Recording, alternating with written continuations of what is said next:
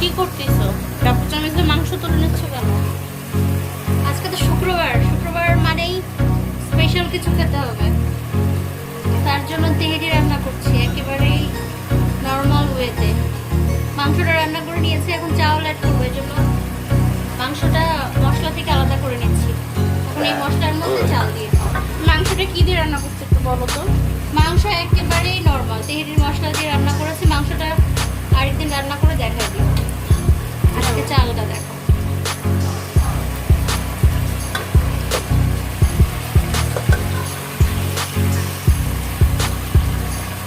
এখানে চাল ধুয়ে রাখতে দেখো। চাল ধুয়ে পানি ঝরতে দেওয়া হচ্ছে। আজকে আমি রান্না করতেছি না, সবাই ভিডিও দেখে বুঝে গেছেন।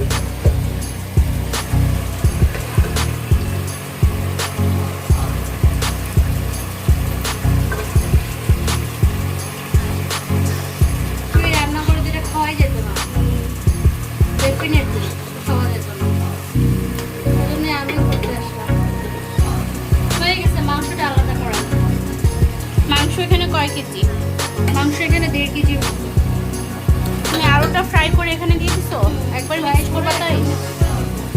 যখন চালের মধ্যে পানি দিব, ঝোলের মধ্যে পানি দিও। চালের মধ্যে এখানে চাল দিব, যে পানিটা ফুটে আসলে তারপরে এর মধ্যে ফুটে গেছে, এখন এর মধ্যে চালটা অ্যাড করবো। তিনবার দিই।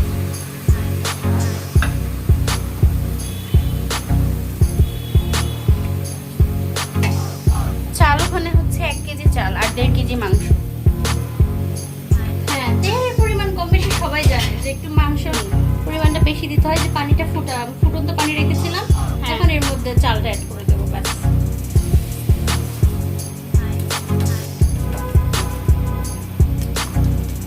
আর তেহরি আমি নর্মালি রান্না করলে এই মশলাটা, তেহরির মশলা যেটা পাওয়া যায় রাঁধুনির, ও যেখানে প্যাকেটটা ছিল ওটা দিয়ে রান্না করি। আমরা মশলা এই যে উল্টে এই যে দেখেন প্যাকেটটা, এটা হচ্ছে রাঁধুনি তেহেরি মশলা। উপরের প্যাকেটটা ছিঁড়ে নিচ্ছে। এটার প্যাকেটের অর্ধেকটা দিয়েছে আজকে আমি, কারণ আমার তো চাল কম মাংস কম। এখানে আছে প্রায় 3 কেজি। চাল মাংস মিলে 3 কেজি হচ্ছে নাকি? না, 3 কেজি হবে আর কি। ওই মশলাটার মশলাটা দিয়ে 1500 গ্রাম, মানে 1.5 কেজি চাল আর হ্যাঁ। 2 কেজি মাংসই হবে আর কি। আমরা এখানে 1 কেজি চাল 1.5 কেজি মাংস দিচ্ছি, এই জন্য মশলাটা আমি কম করে দিলাম।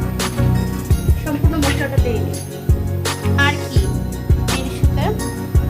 ডিম সিদ্ধ করবো আর আর কিছু না। আজকে সালাদ বাস শেষ। মা কই? মা দেখো দিবে কি করে।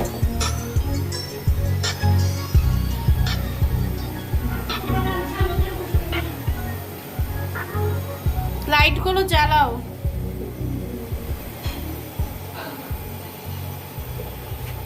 তোমার খিচুড়ি ট্রাই করছে বুঝছো, আমার এক সাবস্ক্রাইবার বলছে অনেক টেস্টি হয়েছে। তাই না? হ্যাঁ,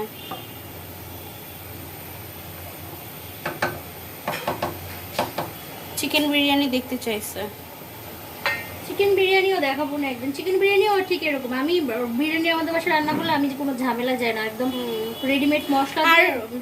বিরিয়ানি বলো আর তোমার ইয়া বলো, বেশি কিছু হলে কিন্তু আবার ভালো লাগে ভালো না। লাগে না, এই জন্য একদম একটু সিম্পল normal। হলেই ভালো লাগে। কালকে যেটা খাইলাম আমরা, ওটার মধ্যে একটা সরিষার তেলের ফ্লেভার আসতেছে, ভালো লাগতেছিল না, কিন্তু একদম বেশি তেল বলো বেশি মশলা বলো কিছুই ছিল না। হ্যাঁ না, শাহি ইয়াটা কাচ্চি রান্না করতে গেলে তখন একটু দিলে আবার ভালো লাগে, কিন্তু সব সময় আবার ভালো লাগে না। চালটা হোক, আমরা অপেক্ষা করি চালটা সেদ্ধ হওয়া পর্যন্ত। চালটা সেদ্ধ হয়ে আসলে পরে আমরা মিক্স করাটা দেখাবো। চালটা হোক, জালটা কমাই দিয়েছি, চালটা হোক। চালটা হলে তারপর দেখাবো। এটা মিশাই দিছো? হ্যাঁ, এটা মিক্স করে ফেলছি, ওপর দিয়ে কাঁচামরিচ দিয়ে দিচ্ছি। এখন একটু হালকা দমের অল্প কিছুক্ষণ, তারপর এটা নামাই পরিবেশন করবো। তো এই পর্যন্ত এই ছোট্ট একটা ব্লগ শেয়ার করলাম আজকে, বেশি বড় করব না। সবাই ভালো থাকেন, সুস্থ থাকেন, রেসিপি ট্রাই করবেন, আর ফুল রেসিপি চাইলে বলবেন, দিব। আবার আপনারা এই ধৈর্য ধরে ভিডিও দেখতে চান না, আপু ভিডিওটা একটু ছোট করো। এই যে ছোট ভিডিও আজকে। ভালো থাকেন, সুস্থ থাকেন, আবারও বললাম। আর বেশি বেশি করে শেয়ার করে দেন, সাবস্ক্রাইব করেন, চ্যানেলটাকে লাইক করবেন। তো এই পর্যন্তই, আল্লাহ হাফেজ।